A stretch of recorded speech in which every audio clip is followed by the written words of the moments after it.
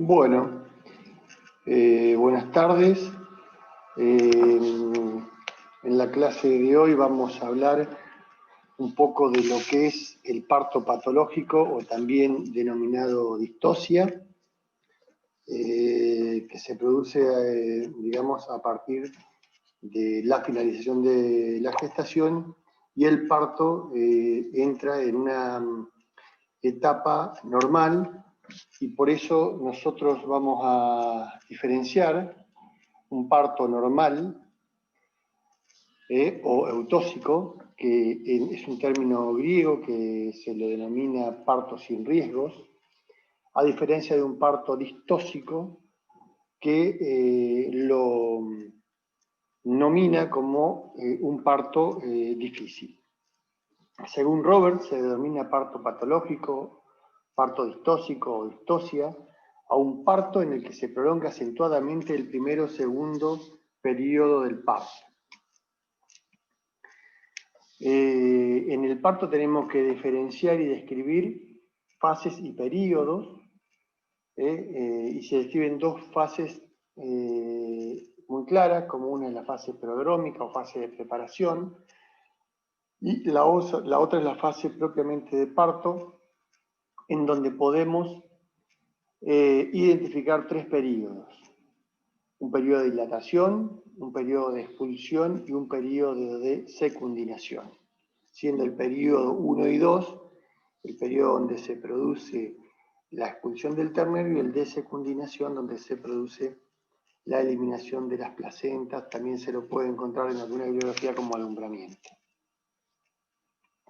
En cuanto a el tiempo que dura cada uno de los periodos del parto, tenemos que una vez iniciado el parto, el periodo de dilatación es bastante más largo en la vaca y en la cerda, donde uno puede determinar fácilmente que la hembra ha entrado en etapa de parto, y muy corto y bastante poco manifiesto en la cabra y en la oveja, donde prácticamente uno no ve con facilidad, digamos, cuando inició el parto. Esto ya lo vimos en la clase de parto, y el periodo de expulsión que está definido y, digamos, en estos términos de horarios.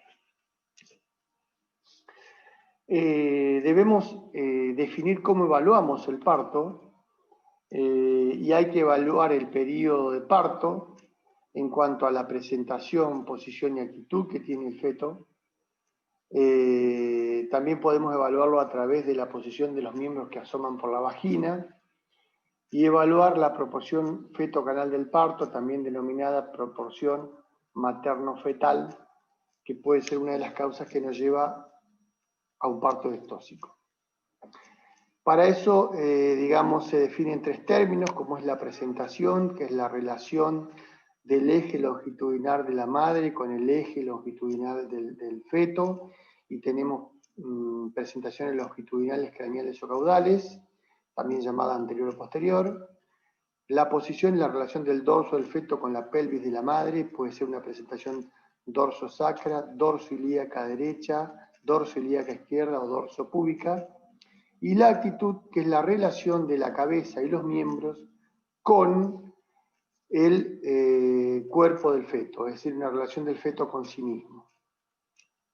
Y acá tenemos una serie de posturas y actitudes, digamos, descrita en la revista Ángulos hace algunos años, pero que es interesante para poder describirlas. Y acá podemos nombrar que es una presentación dorsosacra, longitudinal, craneal, dorsosacra, con el miembro izquierdo flexionado debajo del abdomen. Acá podríamos decir que es una presentación longitudinal, craneal, posición dorsosacra, con la actitud de miembros flexionados en su carpo, debajo del pecho. Por ejemplo, acá podríamos decir que es una posición longitudinal, presentación longitudinal, craneal, posición dorsosacra, con la cabeza flexionada hacia lateral y así sucesivamente. Acá es una presentación longitudinal, craneal, pero una posición dorsopúbica con la actitud del miembro flexionado en su carpo debajo del pecho. Si ustedes pueden jugar con esta imagen y describir distintas presentaciones y posiciones. Acá fíjense que la describe como anteriores y posteriores, pero pueden ser descritas como craneales o caudales. A partir de eso tenemos que hablar de las causas de distosia. Hay causas de origen materno, como la desproporción materno-fetal. También puede ser una causa de origen fetal porque, digamos, puede haber alguna patología en el feto o genéticamente un feto muy grande y que el culpable sea la genética que proviene del toro y no de la madre. Pero dentro de esta proporción, aparte de la genética, tiene mucho que ver también el manejo a veces, cuando uno entora vaquillonas chicas, que en el momento del parto no están totalmente preparadas físicamente para el parto y la causa es una desproporción materno-fetal, pero por el manejo, no por la genética. La atonía uterina, a veces son atonías primarias, donde hay algunas deficiencias minerales que el útero no puede contraerse, o a veces porque no hubo una correcta, digamos, activación del útero para que se produzca la contracción, y la atonía secundaria es aquella atonía que el útero no se contrae porque hizo un trabajo de parto tan largo, digamos, que se agotó el útero y no puede contraerse. Las torsiones uterinas, que nosotros ya hemos hablado en otros teóricos de las torsiones uterinas, de un útero torsionado es imposible que se produzca un parto normal. Y las vacas obesas también, que tienen que ver un poco con el manejo, con lo cual a veces ustedes saben que la grasa no se dilata y un canal del parto con mucho contenido graso dificulta el parto. De origen fetal, bueno, acá tenemos un poco también la desproporción materno-fetal, también puede ser de origen fetal, generalmente pueden ser hereditarias, porque tanto el feto, la genética de la madre como del padre o de alguno de los dos aporta un alto peso al nacer y el peso del ternero es clave en el momento del nacimiento. Entonces genera el peso del ternero una desproporción materno-fetal que hace que el ternero sea más grande que el ganador del parto y no se pueda producir el parto. Congénita, bueno, acá podemos tener algunas alteraciones fetales, que también ya hemos visto, terneros con ascitis fetal, terneros con monstruosidades fetales que hacen que el feto tenga una forma anormal y sea mayor su diámetro que el diámetro del canal del parto. Las posturas anormales, que ya las vimos un poco hoy, vamos a volver sobre ese tema. Los tereatos, y los mellizos. Una causa bastante común de dificultad de parto es la presencia de mellizos que, digamos, afecta el pasaje porque la vaca no es como las otras especies que están preparadas para parir mellizos. La vaca no está preparada, digamos, naturalmente para parir mellizos. Generalmente la presencia de mellizos no es un problema de parto en cabras y ovejas. Tengo que hacer una evaluación intrauterina del ternero en el momento que se me presenta una distosia y tengo que tener claro cómo evalúo, ¿no?, estos parámetros. Primero, cómo evalúo la desproporción materno-fetal. Eso es clave porque me define, entre otros parámetros que ya vamos a ver, cuál es la maniobra obstétrica que yo realizo, ¿no? Entonces, esto se hace por palpación. Yo, digamos, delimito por palpación transvaginal el tamaño del canal del parto, ¿no?, y el tamaño del feto, sobre todo de la cintura que se me presenta, si es la cintura pelviana o la cintura torácica, si hay posibilidades de que se produzca el parto normal. También tengo que determinar qué miembros se están presentando, porque esos miembros, digamos, me determinan si tengo, a veces con eso determina si son mellizos o no, si los miembros que se presentan son torácicos o pelvianos, o si son un torácico de un pelviano, y no cometer errores cuando realizo la maniobra. ¿Y cómo determino si el feto está vivo o muerto? Bueno, acá dentro de la evaluación, esta es una presentación normal, ¿no? Ya un poco la vimos. Presentación longitudinal craneal o anterior, posición dorsosacra, porque acá está el sacro y acá está el dorso del ternero, ¿no? Con los miembros extendidos debajo de la babilla. Esta es una presentación normal. Ahora yo tengo que ver cómo determino qué miembros estoy palpando, porque hay dos articulaciones que se confunden mucho en un feto. Recuerden que un feto no tiene tonicidad muscular, entonces esta articulación a veces como que se aleja mucho del cuerpo y la confundo a la articulación del codo con la articulación del corvejón. Y la técnica es muy simple. Yo acá cuento desde la articulación del corvejón a la pezuña, cuento una, cuento dos articulaciones, y acá cuento desde la del codo a la pezuña una, la del carpo y la de la cuartilla. Esa es la forma en que yo determino qué miembro estoy palpando o fijando para hacer una extracción o una maniobra técnica. ¿Cómo evalúo el estado del ternero? Lo tengo que evaluar en dos momentos. Primero, el estado intrauterino, porque me va a definir qué maniobra obstétrica voy a realizar. Y después el estado del ternero recién nacido, que lo vamos a ver al final del teórico, para asegurarme la sobrevida de ese ternero, hacer un diagnóstico del estado que tiene el ternero recién nacido. Vamos a hacer la evaluación intrauterina del ternero.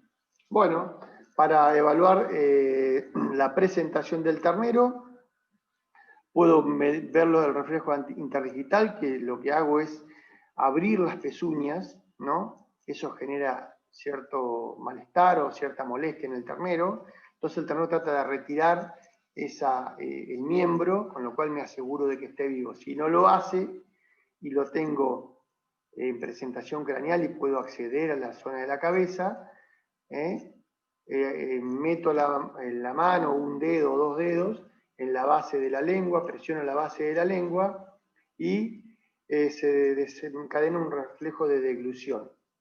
Si en lugar de un reflejo de deglución yo tengo un reflejo de masticación que me está indicando que el ternero está vivo, pero que está sufriendo hipoxias y acidosis y me urge iniciar rápidamente una maniobra para salvarle la vida. El otro es el reflejo ocular, presiono el ojo y el ternero siento el parpadeo y trata de mover la cabeza.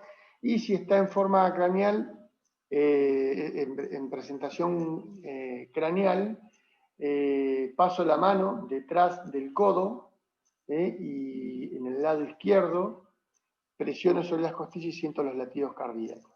Si está en presentación caudal, lo mismo con el reflejo interdigital, introduzco el dedo en el ano y se produce un reflejo de evacuación, o palpo el cordón umbilical porque es bastante difícil en vacas grandes llegar a la zona costal.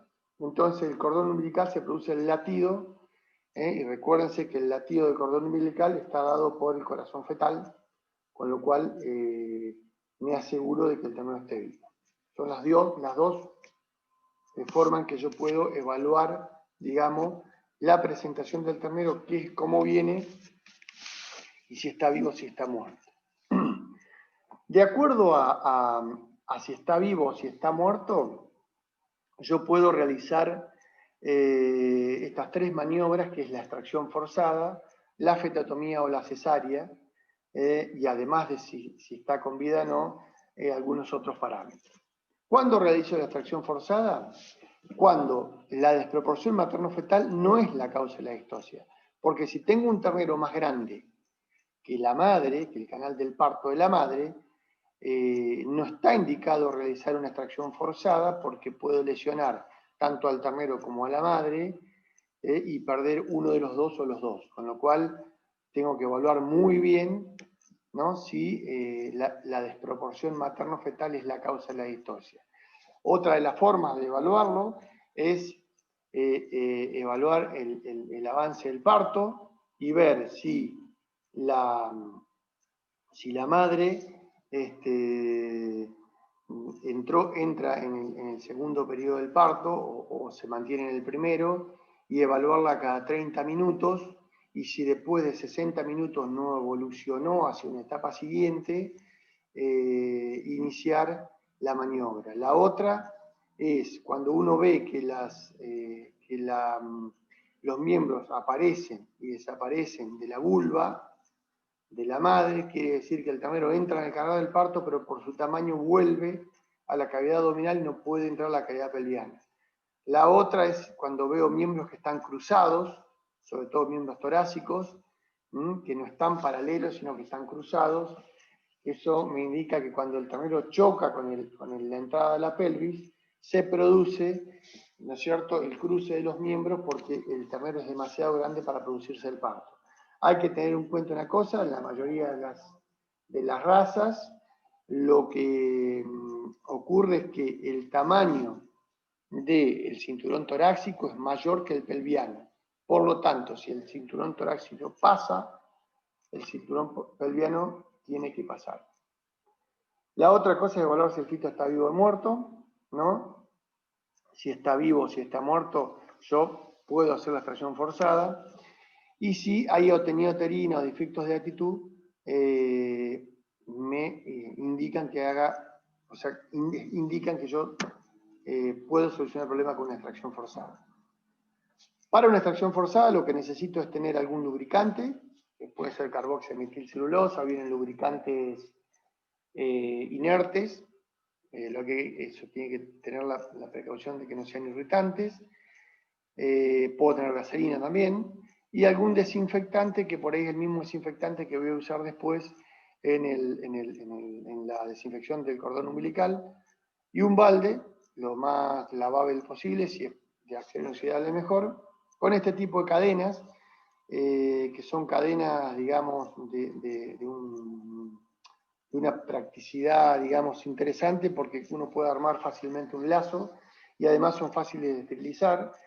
Se pueden llegar a usar sogas, pero hay que tener en cuenta que las sogas después no se pueden esterilizar y hay que descartarlas. Y este tipo de manijas que ayudan a hacer la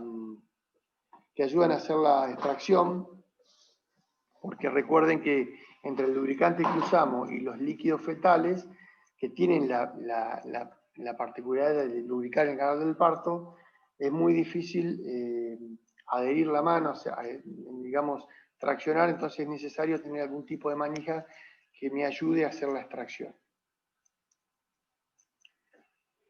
Para la extracción forzada hay algún tipo de maniobras que debemos realizar, que están definidas acá. Primero, la retropropulsión o propulsión es una técnica que me permite reintroducir el feto en la cavidad abdominal. Lo puedo hacer con algún tipo de elementos que se llaman horquillas, que después la vamos a ver, o directamente con la mano, para que en la cavidad abdominal poder, digamos, tener mayor margen para maniobrar, porque saben ustedes que la cavidad abdominal es mucho más amplia que la cavidad pelviana. Una vez que yo, digamos, reintroduzco el ternero, puedo realizar estas tres acciones que juntas se denominan mutación. Es decir, puedo hacer una versión que es, digamos, girar el ternero sobre su eje transversal, es decir, si está en posición longitudinal caudal, lo puedo llevar a la longitudinal craneal. La rotación es girar el ternero en su eje longitudinal, es decir, de una posición dorsopúbica, lo puedo llevar a una dorsosacra, por dar un ejemplo, y la reposición es llevar la cabeza y los miembros a una posición de parto, que a veces no es la posición normal. Ustedes recuerden que la posición de parto es una presentación longitudinal craneal, posición el dorso sacra con los miembros extendidos debajo de la babilla. ¿Cómo hago la tracción? Bueno, la tracción se debe realizar primero en forma recta, ¿no? Una vez que el ternero pasó, digamos, el cinturón torácico o el pelviano, depende si yo estoy haciendo la extracción en una presentación longitudinal craneal o caudal, traccionar hacia ventral, de manera que el ternero se apoye sobre el piso de la pelvis y pase por dorsal de la pelvis, que es más amplia, y la intensidad de la tracción se debe realizar con 2 personas como máximo. Acá vemos cadenas obstétricas con otro tipo de manijas, y esta es la forma adecuada de hacer, digamos, una fijación. Y se debe hacer en la cuartilla, perdón, en el carpo o metacarpo, ¿no? Y en la cuartilla, o sea, un bozal y un medio bozal, de manera que yo pueda traccionar en el mismo miembro de 2 puntos, porque recuerden que si tracciono en un solo punto puedo generar tracciones, puedo generar fracturas o desprendimiento de los cartílagos de crecimiento, que ustedes saben que en el ternero no están osificados. Esta es una manera incorrecta de hacer una extracción, fíjense, como solamente está fijado por la cuartilla, y eso es lo que les decía, puede generar lecciones o luxaciones de alguna articulación. El otro tema es cuando yo hago la tracción debe ser alternada. Puedo poner un elemento de fijación de la cabeza para que la cabeza no se gire antes de ingresar al parto. Y fíjense cómo el operario está traccionando primero una articulación, un miembro, y después la otra. Es decir, la tracción alternada hace que primero pase una escápula, un miembro, y después pase el otro. La tracción, ustedes pueden ser los que dirigen el parto y la tracción la pueden hacer 2 personas, y ustedes ordenan que traccione alternativamente una y otra, o pueden hacerlo ustedes, ¿no? El profesional, el veterinario, digamos, pero eso es importante, sobre todo cuando estoy hablando del cinturón torácico. Esta es la presión alternada. Acá vemos que está mal aplicada, en este gráfico, el elemento obstétrico. Un dato que es importante, que ustedes tienen que conocer cuando hacen extracciones, el bloqueo de cadera.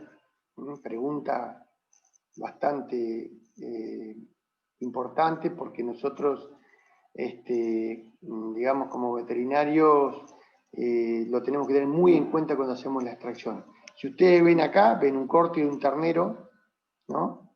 A la altura de los trocánteres mayores del fémur, ¿sí? Y acá ven la pelvis de la madre. Fíjense que el diámetro mayor es de la pelvis de la madre es vertical, mientras que el diámetro mayor del ternero es horizontal. Si yo hago una tracción en esta posición, me ocurre esto. Coincide el diámetro mayor, ¿no? con el menor de la madre. El mayor del ternero con el menor de la madre. Entonces lo que hay que hacer es una rotación, como ustedes ven acá, ¿sí? Y esto se logra que una vez que el ternero ya tiene todo el cinturón torácico afuera y a veces ha comenzado a respirar, ¿no? Ustedes lo que tienen que hacer es pasar las manos, el miembro torácico del ternero, derecho o izquierdo por debajo del otro, levantarlo y provocar el giro para que se produzca, digamos, el pasaje del ternero por la pelvis. Esto es lo que se llama bloqueo de cadera y cómo se soluciona. Bueno, acá vemos una vaca que ha entrado en parto, el otro, fíjense, ustedes ahí no se ve demasiado bien, pero fíjense cómo hay un miembro que aparece y el otro no aparece, y esto puede llegar a ser un indicativo de que hay una desproporción materno-fetal. Los mellizos también es otra causa, fíjense acá, como los dos mellizos pretenden entrar al canal del parto, y además tenemos una característica, los dos mellizos están dispuestos, uno en presentación longitudinal craneal y otro en longitudinal caudal. Si ustedes tienen que elegir hacer la extracción, deberían hacer primero la extracción de y ya un poco la vamos a ver por qué. También la episiotomía, que es una técnica que es el corte de los labios vulvares para facilitar el parto sin producir los desgarros de la misma. Se hace un corte de toda la parte muscular y piel de vagina. Ese corte se debe hacer, digamos, en lateral y dorsal, como si lo imaginamos como un reloj, en cortar en una posición de 10 horas o 2 horas, para no provocar hacia dorsal una cloaca con el recto, que se puede producir por algún error, digamos, de maniobra. La fetotomía es otra de las maniobras obstétricas que podemos realizar, y está indicada únicamente cuando el feto está muerto, no debemos hacer una fetotomía con el feto vivo. Cuando la desproporción materno-fetal es la causa de la distosia, cuando hay teractos o cuando hay defectos de actitud no corregibles, que no podemos, digamos, girar la cabeza porque ya hay digamos, un ternero a veces muy edematoso, entonces tenemos que llegar a una fetotomía. Los elementos de fetotomía son estos, hay una pinza que los vamos a ver después en un práctico, una sierra de fetótomo, un feto, es un caño de doble guía por donde pasa un cable abrasivo que hace de sierra, y esto es una guía para guiar la sierra del fetótomo sobre el ternero. Acá están las distintas técnicas de fetotomía, digamos, los distintos cortes, una fetotomía de cabeza, de tronco, fíjense, son fetotomías parciales o totales. Acá cómo se corta a la altura del tórax, a la altura de la pelvis, o fetotomía de un miembro. Y la operación cesárea, que está indicada cuando el feto está vivo, cuando hay una desproporción materno-fetal o defectos de actitud no corregible, pero es una técnica que nosotros no la vamos a describir porque, digamos que es una técnica descrita en materia que tiene que ver con la cirugía, pero sí nos interesa mostrar en qué momento se debe hacer una operación cesárea. Hay un protocolo, digamos, descrito para vaca lechera, porque es una de las razas que mayor cantidad de problemas de distosia tiene. El monitoreo continuo en vacas lecheras es importante, a través de un operario entrenado, que puede ser un veterinario o un técnico. El entrenamiento tiene que ver con el conocimiento cabal de los periodos del parto, para que no intervenga tempranamente ni que se deje estar y intervenga tardíamente. El edema de ubre es un tema, si bien en vacas de cría también puede ocurrir, pero es menos grave, pero en vaca lechera es un manejo que se debe tener en cuenta. Digamos, hay algunas características en la vaca, que como el muco blanquecino empieza a salir unos días antes del parto, puede hasta 60 días. El edema vulvar es más manifiesto en la vaca de tambo que en la vaca de cría. Y la inflamación de ubre o edema de ubre, que en la vaca de parto ocurre bastante antes del parto, aunque en las vaquillonas razas de carne, el edema de ubre puede ocurrir, digamos, bastante tiempo antes, como signo prodrómico, ya a partir del sexto o séptimo mes. Eso hay que tenerlo en cuenta porque es interesante.